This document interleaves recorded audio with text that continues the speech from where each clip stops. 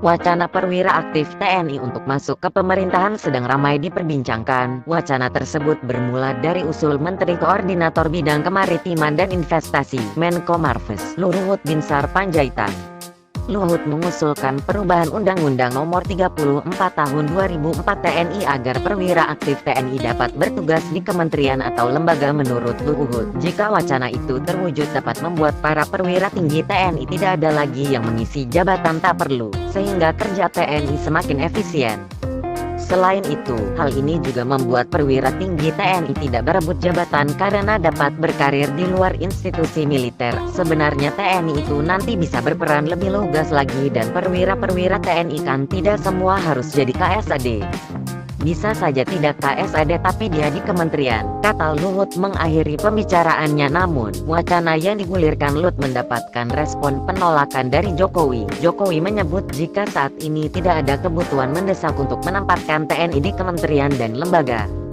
Saya melihat kebutuhannya belum mendesak, ujar Jokowi Kamis tanggal 11 Agustus tahun 2022 saat ditanya kembali untuk memastikan usulan tersebut tidak akan terlaksana dalam waktu dekat. Jokowi kembali menegaskan soal kebutuhan.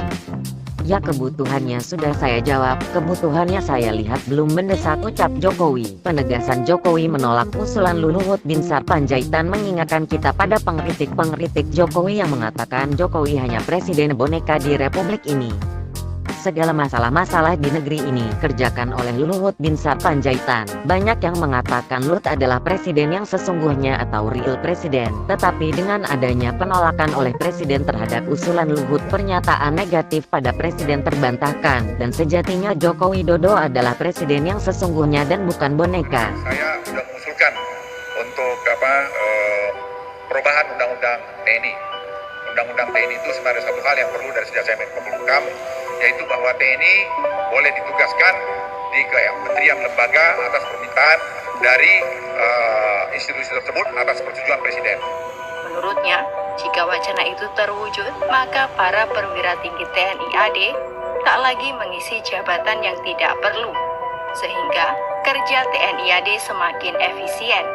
Tak hanya itu, Luhut menilai hal ini juga membuat perwira tinggi TNI AD tidak berebut jabatan karena dapat berkarir di luar institusi militer.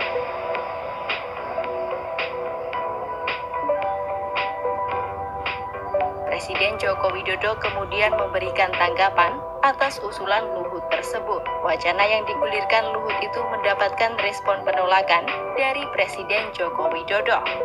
Jokowi menyebut saat ini tidak ada kebutuhan mendesak untuk menempatkan TNI di kementerian maupun lembaga. Ya, saya melihat masih kebutuhannya saya lihat belum mendesak. Saat ditanya kembali, apakah usulan tersebut benar-benar tidak akan terlaksana dalam waktu dekat, Jokowi kembali menegaskan soal kebutuhan. Ya, kebutuhannya sudah saja, kebutuhannya kan saya lihat belum mendesak.